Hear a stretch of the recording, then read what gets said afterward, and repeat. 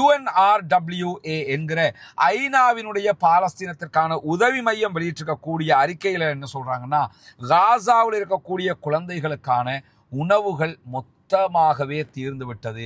அந்த பிள்ளைகளுக்கு பால் இல்லை, வேறு எந்த உணவுகளும் இல்லை. எனவே அங்கே குழந்தைகள் உயிரிழப்பதை இனி யாராலும் தடுக்க முடியாது, தவிர்க்க முடியாது என்கிற ஒரு நிலை உருவாகி இருக்கிறது. இஸ்ரேலுக்குள்ள இருக்கக்கூடிய மிக பிரபலமான பத்திரிகை, குறிப்பாக அல் ஜசீராவை நம்ம எப்படி பார்க்கிறோமோ அந்த மாதிரி இஸ்ரேலிய மக்கள் பார்க்கக்கூடிய ஒரு ஊடகம் தான் ஹாரெட்ஸ் பத்திரிகை. இந்த ஹாரெட்ஸ் இன்றைக்கு வெளியிட்டிருக்கக்கூடிய அறிக்கையில் என்ன சொல்றாங்கன்னு சொன்னா, இஸ்ரேல் அமைதியான முறையில் தற்கொலைக்கான பாதையில் சென்று கொண்டிருக்கிறது, இஸ்ரேல் தன்னைத்தானே அழித்துக் கொண்டிருக்கிறது என்கிறது ஹாரெட்ஸ் பத்திரிகையுடைய தலையங்கம். இதற்கு காரணமாக என்ன சொல்றாங்கன்னு சொன்னா,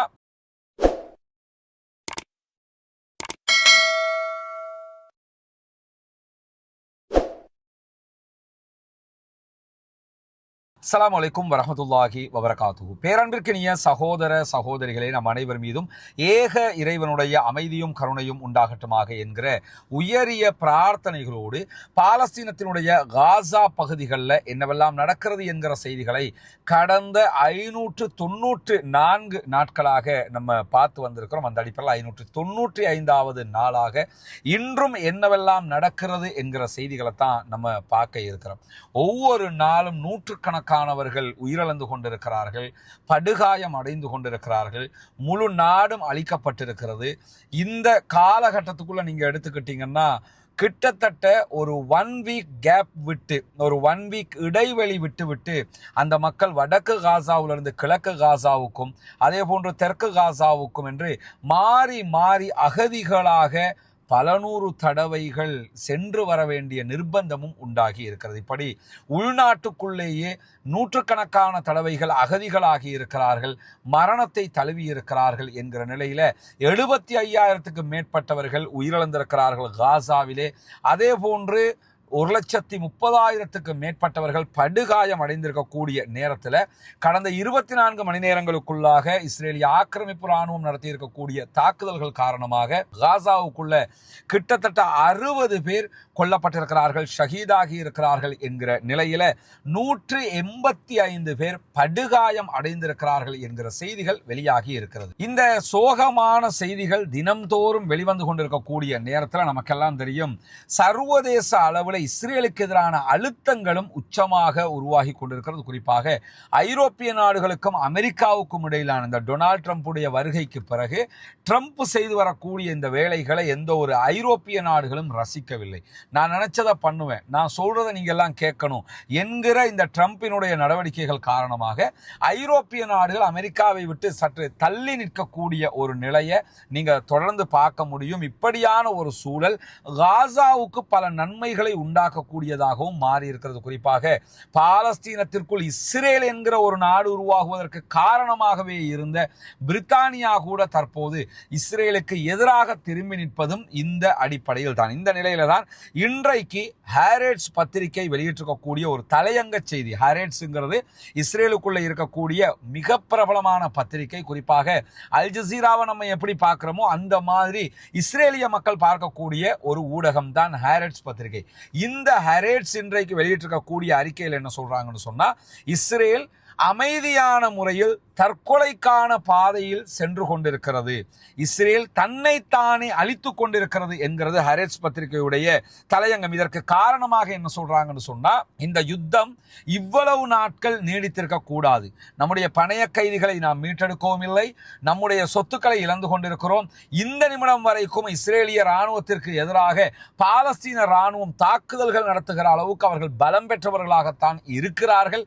பாலஸ்தீன ராணுவத்தை நாம் அழிக்கவும் இல்லை, நம்முடைய பணைய கைதிகளை நம்ம மீட்டு கொண்டு வரவும் இல்லை, நம்முடைய ராணுவத்தை சேர்ந்த ஆயிரக்கணக்கானவர்களை நாம் இழந்திருக்கிறோம். எனவே இந்த யுத்தத்தினால் இஸ்ரேல் அமைதியான முறையில் தற்கொலை செய்து கொண்டிருக்கிறது என்கிற ஒரு தலையங்க செய்தியோடு இந்த செய்திகளை இன்றைக்கு ஹாரெட்ஸ் பத்திரிகை இஸ்ரேலிய பத்திரிகையை வெளியிட்டிருக்கிறத நம்ம பார்க்க முடிகிறது. ஏன்னா தொடர்ந்து இஸ்ரேல் தோல்வியை நோக்கி செல்கிறது என்பதை அனைத்து ஊடகங்களும் சொல்றது மட்டுமல்லாம இஸ்ரேலிய மக்களே என்றே சொல்லிக் கொண்டிருக்கிறார்கள். இந்த நிலையில தான் இஸ்ரேலிய பிரதமர் பெஞ்சமின் நெத்தன்யாகு பாலஸ்தீன விடுதலை இராணுவத்தை அழிக்கிற வரைக்கும் நாங்கள் யுத்தம் மேற்கொள்ள இருக்கிறோம், காசாவை மொத்தமாக கைப்பற்ற இருக்கிறோம் என்று சொல்லி சமாதான உடன்படிக்கைகளை மொத்தமாக ரிஜெக்ட் பண்ணிட்டு இப்ப என்ன பண்ணிருக்கிறார் என்று சொன்னா மொத்த யுத்தத்தை அறிவித்திருக்கிறார். ஏற்கனவே 594 நாட்களாக அவர்கள் செய்கிற இந்த உச்சகட்டமான யுத்தத்தினால இதுவரைக்கும் பாலஸ்தீன விடுதலை அமைப்பு அவங்களால் அழிக்க முடியல, காசாவில் இருக்கக்கூடிய அப்பாவிகளைத்தான் அவர்கள் அழித்துக் கொண்டிருக்கிறார்கள் என்கிற நிலை உண்டாகி கூட திமிரு அடங்காமல் தன்னுடைய ஆட்சியை காப்பாற்றிக் கொள்வார். இங்க 0% இருந்து நீங்க யோசிச்சா கூட சின்ன குழந்தைக்கும் புரிகிற ஒரு விவகாரம் என்னன்னா, இந்த யுத்தம் நிறுத்தப்பட்டால் உடனடியாக இஸ்ரேலுக்குள்ள தேர்தல் நடத்தப்பட வேண்டும். தேர்தல் நடத்தப்பட்டால் பெஞ்சமின் நெத்தன்யாகு தோல்வி அடைந்து விடுவார். எனவே ஆட்சியை காப்பாற்றிக் கொள்வதற்காகத்தான் இவ்வளவு காரியங்களையும் அவர் செய்து கொண்டிருக்கிறார் என்பதுதான் இங்க இருக்கக்கூடிய விவகாரமாக இருக்கிறது. தன்னுடைய நாடு அழிந்தாலும் தன்னுடைய மக்களே அழிந்தாலும் நான் எக்காரணம் கொண்டும் இந்த யுத்தத்தை நிறுத்த மாட்டேன், என்னுடைய பதவிதான் முக்கியம் என்பதில் அவர் மிக மிக கவனமாக இருக்கிறார் என்பதை அந்த நாட்டு மக்களே புரிஞ்சதுனாலதான் இன்றைக்கு இத்தனை நாட்களாக ஆயிரக்கணக்கான மக்கள் அங்கும் ஆர்ப்பாட்டம் செய்து கொண்டிருக்கிறார்கள். இப்படியான சூழல்ல UNRWA என்கிற ஐநாவினுடைய பாலஸ்தீனத்திற்கான உதவி மையம் வெளியிட்டிருக்கக்கூடிய அறிக்கையில என்ன சொல்றாங்கன்னா, காசாவில் இருக்கக்கூடிய குழந்தைகளுக்கான உணவுகள் மொத்தமாகவே தீர்ந்து விட்டது. அந்த பிள்ளைகளுக்கு பால் இல்லை, வேறு எந்த உணவுகளும் இல்லை. எனவே அங்கே குழந்தைகள் உயிரிழப்பதை இனி யாராலும் தடுக்க முடியாது, தவிர்க்க முடியாது என்கிற ஒரு நிலை உருவாகி இருக்கிறது. இந்த சீஸ்ஃபயர் இடையில ஏற்பட்டு சீஸ்ஃபயரை சீர்குலைச்சி இஸ்ரேல் மீண்டும் தாக்குதல்களை ஆரம்பிச்சு 11 வீக் ஆகிடுச்சு, 11 வாரங்கள் ஆகிவிட்டது. இந்த 11 வாரங்களாக எந்த விதமான உதவிகளும் அங்கிருக்கக்கூடிய குழந்தைகளுக்கு கிடைக்காமல் இருக்கிறது. எனவே இது அந்த குழந்தைகளை அழித்து கொண்டிருக்கிறது என்கிற செய்திகளை இன்றைக்கு UNRWA சொல்லியிருக்கிறது. மட்டுமல்லாம குழந்தைகளுக்கான உணவுகள் மொத்தமாக தீர்ந்து விட்டது, முதியவர்களுக்கான மருந்துகள் பற்றாக்குறையாக இருக்கிறது. எனவே முதியவர்களும் உயிரிழக்கக்கூடிய நிலை உருவாகி இருக்கிறது. முதியவங்களுக்கு மருந்து இல்லை, குழந்தைகளுக்கு உணவில்லை. எனவே இந்த 2 சாராரும் உயிரிழப்பதற்கான அதிகப்படியான வாய்ப்புகள் உருவாகி இருக்கிறது என்பதை சொல்லிட்டு UNRWA என்ன சொல்றாங்கன்னா, காசாவுக்குள்ள இவ்வளவு பெரிய தாக்குதல் நடக்குது, இஸ்ரேல் என்ன பண்றான்னு கேட்டா 100 ட்ரக்கை உள்ள அனுமதிக்கிறதுக்கு நாங்கள் தயார் என்று சொல்கிறார்கள். எனக்கு என்ன ஆச்சரியம்னா, அந்த BBC இந்த மாதிரியான ஊடகங்களுக்கு கொஞ்சம் கூட மனசாட்சி இல்லையா என்கிற ஒரு கேள்வி இருக்குது. ஏன்னு கேட்டா அவங்க இந்த மாதிரியான ஒரு கஷ்டமான சூழல்ல இஸ்ரேல் சார்பாக 100 ட்ரக்கில் உணவு அனுப்புறாங்க. அதுலயும் 11 ட்ரக்குகள் மட்டும்தான் காசாவுக்குள்ள போகுது. இந்த 11 ட்ரக்குகளை கூட இன்னும் உணவுகளை விநியோகிக்கிறதுக்கு அவங்க அனுமதிக்கல. இந்த 11 ட்ரக்கில் போகிற உணவை எத்தனை பேருக்கு கொடுக்கலாம் என்று பார்த்தீங்கன்னு சொன்னா, அங்கு கிட்டத்தட்ட 25 லட்சம் மக்கள் தற்போது உண்ண உணவில்லாமல், குடிப்பதற்கு மருந்துகள் இல்லாமல், எடுப்பதற்கு ஒண்ணுமே இல்லாம இருக்கிறாங்க. அப்படி 25 லட்சம் மக்கள் இருக்கிற போது 11 லாரிகள்ல உணவு அனுப்பினா அந்த மக்களுக்கு போதுமானதா? 1 லட்சம் மக்களுக்கு 1 லாரின்னு வச்சா கூட 25 லாரியாவது அனுப்பி இருக்கணும். உதாரணத்துக்கு சொல்றேன், இதெல்லாம் போதுமானதான்னு நினைச்சோம்னா கற்பனை கூட பண்ண முடியாது. UNRWA என்ன சொல்றாங்கன்னா, ஒரு நாளைக்கு குறைந்தது 500 தொடக்கம் 600 லாரிகள்ல உணவு அனுப்பினால் மட்டும்தான் காசா மக்களை பட்டினிச்சாவிலிருந்து நாம் பாதுகாக்க முடியும். இல்லாவிட்டால் அவர்கள் மரணிப்பதை நீங்க யாருமே தடுக்க முடியாது என்று இன்றைக்கு இப்படி ஒரு கவலையான ஒரு அறிக்கையை வெளியிட்டு என்ன சொல்றாங்கன்னா, இராணுவ தேவைக்காகவோ அரசியல் நிகழ்ச்சி நிரல்களுக்காகவோ உயிர்களை பலி கொடுப்பதை யாரும் ஏற்றுக்கொள்ள முடியாது என்கிறது ஐநாவினுடைய UNRWA என்கிற அமைப்பு. புனிதமிக்க ஹஜ் பெருநாளை நம்ம நெருங்கிக்கிட்டு இருக்கிறோம். ஹஜ் பெருநாளுடைய ஒரு சுன்னத்தான காரியமாக இஸ்லாம் நமக்கு கற்றுத்தந்திருக்கக்கூடிய ஒரு காரியம்தான், நம்ம இப்ராஹிம் அலைஹிஸ்ஸலாம் அவருடைய தியாகத்தை போற்றும் விதமாக ஆடு மாடு ஒட்டகங்களை பலி கொடுத்து அந்த இறைச்சிகளை நம்ம ஏழைகளுக்கு பங்கு வைக்க வேண்டும், அவர்களுக்கு உணவாக கொடுக்க வேண்டும். அதை நம்ம குர்பானி என்கிற பெயரில் நம்ம அழைச்சிக்கிட்டு இருக்கிறோம். இந்த குர்பானியினுடைய நிகழ்வுகள் கடந்த வருடத்தை போன்று இந்த வருடமும் நம்ம முன்னெடுக்க இருக்கிறோம். இலங்கை ரூபாவில் ஒரு மாட்டில் 7 பேர் நம்ம பங்கு சேர முடியும்.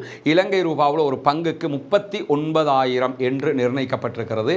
இந்த குர்பானி பங்கீட்டில் இணைந்து கொள்ள விரும்புகிற சகோதரர்கள், நீங்கள் எந்த நாட்டை சேர்ந்தவர்களாக இருந்தாலும் முன்னால் தெரிகிற நம்முடைய வங்கி கணக்கிலக்கத்திற்கு நீங்கள் உங்களுடைய குர்பானி பங்குக்கான தொகையை வைப்பிலிட்டு விட்டு அக்கௌண்ட்டில் டிபாசிட் பண்ணிவிட்டு அதனுடைய ரெஃபரன்ஸை நமக்கு அனுப்பி தருமாறு கேட்டுக்கொள்வதோடு, அந்த அக்கௌண்ட் அக்கௌண்ட்டுக்கு எங்களுக்கு வைப்பு செய்ய முடியாது என்று சொல்லக்கூடிய சகோதரர்கள் முன்னால் தெரிகிற வாட்ஸ்அப் மற்றும் தொலைபேசி இலக்கத்திற்கு நேரடியாக என்னை தொடர்பு கொண்டு அது தொடர்பான மேலதிக விவரங்களையும் நீங்கள் தெரிந்து கொள்ள முடியும். எனவே இதற்காக உதவக்கூடிய சகோதர சகோதரிகள், தாய்மார்கள், நண்பர்கள் அனைவரும் உங்களுடைய குர்பானி பிராணிகளை தந்து உதவும். இப்படியான சூழல்ல தான் இன்றைக்கு இஸ்ரேலிய ஆக்கிரமிப்பு இராணுவம் அல் அவுதா மருத்துவமனையினுடைய மருந்து ஸ்டோர் மேல அட்டாக் பண்ணி இருக்கிறாங்க. எங்கெல்லாம் அடிக்கிறாங்கிறத பாருங்களேன். ஹாஸ்பிட்டலுக்கு அடிக்கிறாங்க.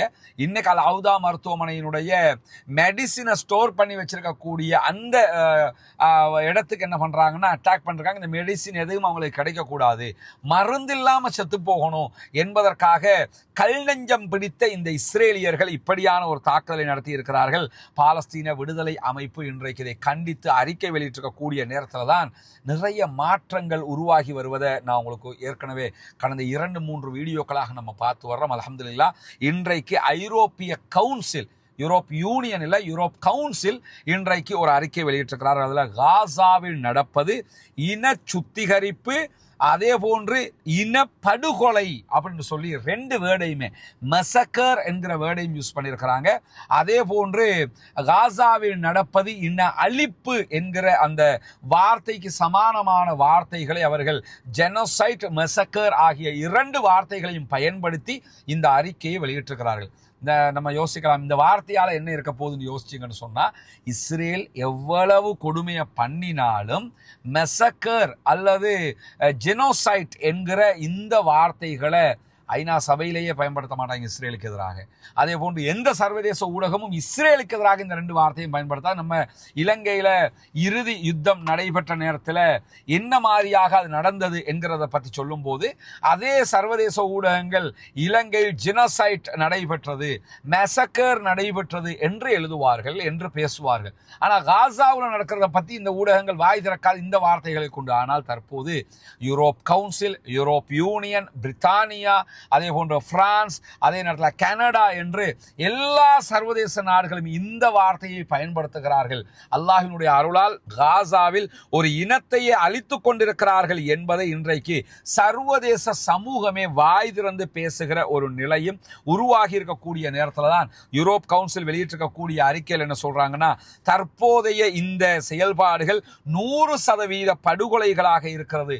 காசாவில் நடப்பது பெரும் சோகம். இதை சர்வதேச நாடுகள் உடனடியாக நிறுத்துவதற்கு முனைய வேண்டும் என்கிற அறிக்கை அவங்க வெளியிட்டிருக்கிறது மட்டுமல்லாமல், காசாவில் மனிதாபிமான உதவிகள் வழங்கப்பட வேண்டும், அதை தடுக்கக்கூடாது, காசா அப்பாவிகளுக்கு உணவு, மருந்து, தண்ணீர் கொடுக்கப்பட வேண்டும் என்று இன்றைக்கு 80 நாடுகள் ஒன்றிணைந்து ஒரு அறிக்கையை வெளியிட்டிருக்கிறாங்க. அந்த அறிக்கையை இன்றைக்கு பாலஸ்தீன விடுதலை அமைப்பும் பாராட்டி இருக்கிறது. அல்ஹம்துலில்லாஹ், அல்லாஹுக்கு எல்லா புகழும். அல்லாஹ்வே புகழுக்குரியவன், அல்லாஹுவே அனைத்தையும் செய்கிறான். எனவே எந்த நாடெல்லாம் காசாவுக்காக பேசாது என்றே நம்ம நினைச்சுக்கிட்டு இருந்தோமோ அந்த நாடுகள் எல்லாம் இன்னைக்கு பேச ஆரம்பிச்சிருக்கிறாங்க. இன்றைக்கு 80 நாடுகள் ஒன்றிணைந்து இந்த அறிக்கையை வெளியிட்டிருக்கிறாங்க. அதில் அரபு நாடுகளும் இருக்கிறார்கள், அரபு அல்லாத பல யூரோப் நாடுகளும் இருக்கிறார்கள். குறிப்பாக நம்ம பார்த்தோம்னா Egypt, Algeria, Bahrain, Sudan, Jordan, Kuwait, Lebanon, Morocco, அதே போன்று கத்தார், சவுதி அரேபியா, ஐக்கிய அரபு எமிரேட்ஸ், அதே போன்று தென்னாப்பிரிக்கா, ஓமன், இந்தோனேஷியா, துருக்கி, ஆஸ்திரேலியா, ஆஸ்திரியா, அதே போல பங்களாதேஷ், மலேசியா, பெல்ஜியம், கனடா என்று இந்த நாடுகளுக்குள்ளாக சீனாவும் இதிலே கையெழுத்திட்டிருக்கிறது, டென்மார்க் கையெழுத்திட்டிருக்கிறது, ஐரோப்பிய ஒன்றியம், கிட்டத்தட்ட ஐரோப்பிய ஒன்றியத்தில் 26 அல்லது 27 கண்ட்ரிஸ் இருக்கிறாங்க. ஐரோப்பிய ஒன்றியம் மொத்தமாக கையெழுத்திட்டிருக்கிறது. ஜப்பான், பாகிஸ்தான், ஸ்பெயின் என்று 80 நாடுகள் கையெழுத்திட்டு இருக்கிறார்கள் என்று சொன்னால் 80 நாடுகள் இஸ்ரேலுக்கு எதிராக இந்த அறிக்கையை வெளியிட்டிருக்கிறாங்க அர்த்தம். இதுல இந்த அரபு நாடுகள் எல்லாம் தவிர்த்துட்டு பார்த்தீங்கன்னு சொன்னா யூரோப் கவுன்சில் இதுக்குள்ள இருக்கிறாங்க. யூரோப் நாட்டில் பல நாடுகள் இதிலே ஒன்றிணைந்து இருக்கிறது. அதே போன்று பல மேற்கு நாடுகள், யூரோப் யூனியனுக்குள்ள இல்லாத நாடுகள் இணைந்திருக்கிறது என்பது உண்மையிலேயே ஒரு மகிழ்ச்சிகரமான செயல்பாடு. அதனால தான் நான் திரும்ப திரும்ப சொல்றேன், நம்முடைய துஆக்கள் வீணாகவில்லை என்பதை புரிந்து கொள்ளுங்கள். அல்லாஹ்வினுடைய அருளால், இறைவன் செய்த அருளால் நம்முடைய பிரார்த்தனைகள் அங்கீகரிக்கப்பட்டு கொண்டிருக்கிறது. பல மாற்றங்கள் அங்கே நடைபெற்று வரக்கூடிய நேரத்தில் தான் முன்னாள் இஸ்ரேலிய பிரதமர் எஹுட் பராக் இன்றைக்கு ஒரு அறிக்கையை வெளியிட்டிருக்கிறார். எஹுட் ஒல்மர்ட் அவரும் முன்னாள் பிரதமர். திரும்ப திரும்ப இஸ்ரேல் தோல்வி அடைந்து கொண்டிருக்கிறது, பாலஸ்தீனம் தான் ஜெயித்து கொண்டிருக்கிறது, இஸ்ரேல் படுகொலை செய்கிறது என்று சொல்லிக் கொண்டிருக்கக்கூடிய நேரத்தில் இன்றைக்கு எஹுட் பராக்கினுடைய அறிக்கை வெளியாகி இருக்கிறது. அதில் அவர் என்ன சொல்றாருன்னு சொன்னா, நீங்க ஆல்ரெடி தோத்துட்டீங்க, இஸ்ரேலிய ராணுவம் காசாவுல தோத்து போயிடுச்சுன்னு சொல்லி இன்னைக்கு யாரு சொல்றான்னு சொன்னா இஸ்ரேலுடைய முன்னாள் பிரதமர் சொல்றாரு. எஹுட் ஒல்மர்ட் ஆல்ரெடி சொல்லிட்டாரு, எஹுட் பராக் இன்றைக்கு சொல்றாரு. சொல்றது மட்டுமல்லாம அவருடைய அறிக்கையில மேலதிகமாக என்ன சொல்றாருன்னு சொன்னா, உங்களுடைய இந்த செயல்பாடுகள் இஸ்ரேலை சர்வதேச சமூகத்தில் தனிமைப்படுத்துகிறது. இன்னைக்கு நம்ம தனிமையாகிக்கிட்டு இருக்கிறோம், நமக்கு யாருமே இல்லை, நம்மளோட கூட இருந்த எல்லா நாடுகளும் நம்மை விட்டு ஒதுங்கி சென்று கொண்டிருக்கிறார்கள். எனவே உடனடியாக காசாவுல ராணுவ நடவடிக்கைகள் நிறுத்தப்பட வேண்டும்.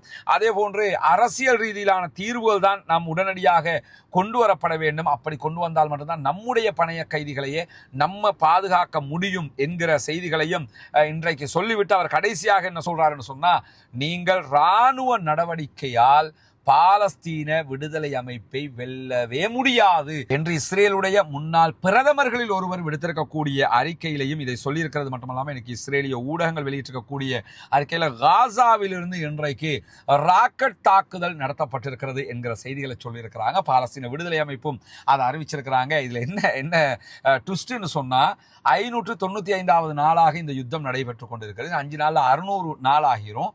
கிட்டத்தட்ட 2 ஆண்டுகளை யுத்தம் நெருங்கி கொண்டிருக்கிறது. உலகத்திலேயே ஒரு சின்ன இராணுவமாக இருப்பது பாலஸ்தீன இராணுவம். பெரிய ஆயுதங்கள் எல்லாம் அவங்கள்ட்ட கிடையாது. இராணுவத்தில் விமானப்படை, அந்த படை, இந்த படைன்னு எல்லா இராணுவத்தில் இருக்கிற மாதிரியும் அவங்கள்ட்ட கிடையாது. ஆனால் இஸ்ரேலுங்கிறது உலகத்திலேயே நம்பர் 1 இராணுவங்களில் ஒன்று. அப்படி இருக்கிற போது 600வது நாளை நெருங்குகிற இந்த தருணத்திலும் இஸ்ரேலை நோக்கி ராக்கெட் தாக்குதல் நடத்துகிற அளவுக்கு பலத்தோடு பாலஸ்தீன விடுதலை அமைப்பு இருக்கிறது என்பதை இன்றைக்கும் அவர்கள் நிரூபித்திருக்கிறார்கள் என்கிற செய்திகள் வெளியாகி இருக்கிறது. இன்னைக்கும் அயன் டோம் நல்லபடியாக தூங்கி இருக்குது, ஒண்ணுமே பண்ணலைங்கிறதை நம்ம புரிஞ்சு கொள்ள முடிகிற அதே நேரத்தில் பிரிட்டிஷ் ஏர்வேஸ், அதே போன்று ஏர் பிரான்ஸ் ஆகிய பிரபலமான விமான நிறுவனங்கள் இன்றைக்கு பென் குரியன் விமான நிலையத்திற்கான அவர்களுடைய விமானங்களை அடுத்த மாதம் வரைக்கும் ஒத்திவைப்பதாகவும் இனிமேல் செயல்படுத்தாமல் இருப்பதாகவும் அறிவித்திருக்கிறாங்க. அதுக்கான காரணம் என்னன்னா, பென் குரியன் விமான நிலையத்துக்கு ஹூதிகள் தாக்கல் நடத்தி கொண்டிருக்கிறார்கள். நேற்று பின்னிரவிலே 2 ராக்கெட் பாலிஸ்டிக் ஏவுகணைகளை, சூப்பர்சோனிக் பாலிஸ்டிக் ஏவுகணைகளை ஏவி இருக்கிறார்கள்.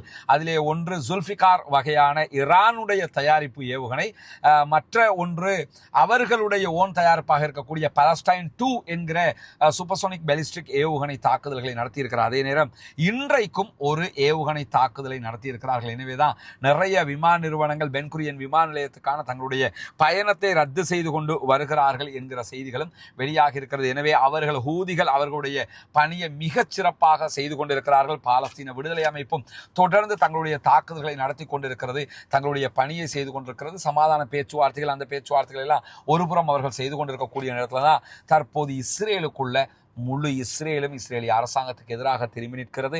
இஸ்ரேலிய ஆக்கிரமிப்பாளர்கள் தங்களுடைய தோல்விகளை ஒப்புக்கொண்டு தற்போது யுத்தத்தை நிறுத்த வேண்டிய நிலையில இனிமேலும் பொறுக்க முடியாமல் மீண்டும் நாங்கள் தாக்குதல் நடத்துகிறோம் என்கிற நிலைக்கு வந்திருக்கிறார்கள். எனவே அவர்கள் தோல்வி அடைவது நிச்சயம். அவர்களுடைய முன்னாள் பிரதமருடைய அறிவிப்பையும் இன்றைக்கு நம்ம பார்த்திருக்கிறோம். தொடர்ந்தும் பொறுத்தரங்கள் என்ன நடக்கிறது என்பதை பார்க்கத்தான் போகிறோம். இன்ஷா அல்லாஹ் பாலஸ்தீனம் வெற்றி பெறுகிற அந்த காட்சிகள் நமக்கு முன்னால் நடந்தேறத்தான் போகிறது. பாலஸ்தீனம் வெற்றி பெற வேண்டும், பாலஸ்தீனம் சுதந்திரம் அடைய வேண்டும், பாலஸ்தீன மக்களும் நம்மை போன்று நிம்மதியானவர்களாக மாற வேண்டும், வாழ வேண்டும் என்கிற உயரிய பிரார்த்தனைகளோடு பாலஸ்தீன மக்களுக்காக பிரார்த்திக்கிற அதே நேரம் இஸ்ரேலிய ஆக்கிரமிப்பு ராணுவத்திற்கு எதிராக தொடர்ந்தும் குனுத்து நாசிலாவை ஓத மறந்து விடாதீர்கள் என்கிற உயரிய கோரிக்கைகளோடு ஜனநாயக ரீதியாக பாலஸ்தீன அப்பாவிகளுக்காக குரல் கொடுப்போம் என்கிற கோரிக்கைகளோடு முடித்துக் கொள்கிறேன். வாகிறது அவ்வானா அல்ஹம்துலில்லாஹி ரப்பில் ஆலமீன்.